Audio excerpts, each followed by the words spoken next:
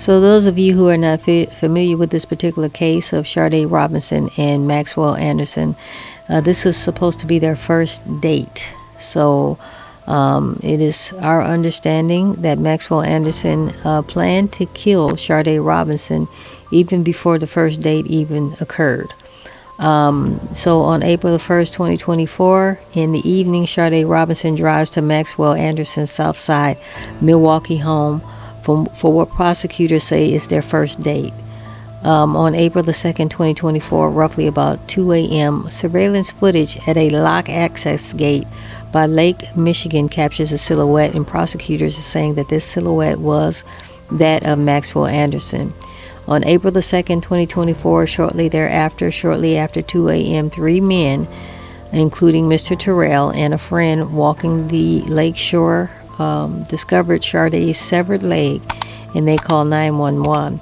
On April the 2nd, 2024, later that morning, a retired water utility worker reports finding the shoreline's gate supports smashed in, indicating forced entry.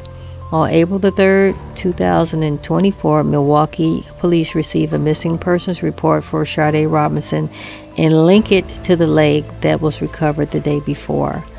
On April the 3rd, all the way up until the 5th, 2024, investigators deployed cadaver dogs, ground-penetrating radar, drones, dive teams, and water searches along the lakefront.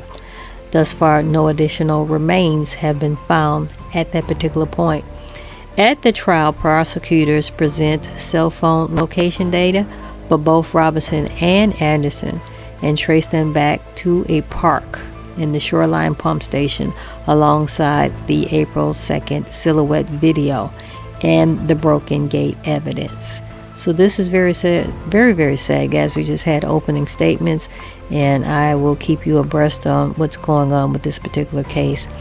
This is supposed to be a first date, and it turned out to be a murder of a young girl, only 19 years old. Big story tonight at 5, new developments in the homicide trial for the man accused of killing Sade Robinson. For the first time, video shows a silhouette of a person along Lake Michigan early on April 2nd, 2024. That's where Robinson's severed leg would later be found. And that silhouette, prosecutors say, is Maxwell Anderson. Here's a look at that video just into our newsroom, and you can see the silhouette being pointed at.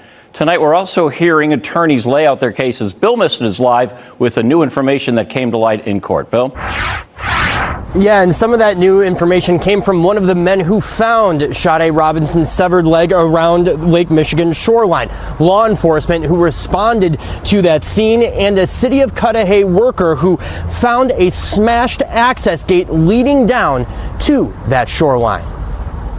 The waves were pretty extreme that day. On April 2nd, Osiris Terrell and a friend were walking along the lakeshore. We were walking down there, and there was a severed leg. They called 911. That's what it was like up on the hill, kind of? Yeah. Deputy Leon Martin then got the call. That's the leg, correct? Correct. The toenails were painted with pink nail polish. Based on the size of the leg, I could estimate that the person that the leg came from was rather short. We went through there extensively trying to find anything else. Lead Detective Joanne Donner said bad weather wasn't helping. The next day, Donner got a call about a missing woman from Milwaukee, Sade Robinson. There were extensive searches in the days that followed. Cadaver dogs, ground-penetrating radar, drones, water searches, and dive teams. What did that yield? Nothing. The discovery of the leg came about 12 hours after the now-retired Cudahy water utility superintendent got a call himself about a gate that leads down to the lake. Those gates were caved in. The gates were kind of collapsing. On the ground, car parts. Several of them, when you looked on the inside, were marked Honda. By this time, Sade is deceased, and Maxwell Anderson, using her own car, is trying to make her disappear.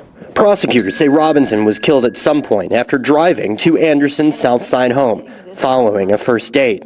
Her body dismembered. They want you to ignore the mountain of reasonable doubt that exists in this case. While Anderson's defense doesn't dispute the timeline of events from when Robinson was last seen alive. There is absolutely no reason for Max to commit a crime like this. Now, the bulk of the testimony this afternoon came from Sheriff's Office detectives in the case about cell phone records and locations of both Robinson and Anderson's cell phone when on the day that Robinson was last seen or heard from, as well as what video was recovered from areas near Warnemont Park, like that water pump station down near the shoreline, based on Robinson's last known cell phone location. They hate you. You're gonna die. I don't want to do this.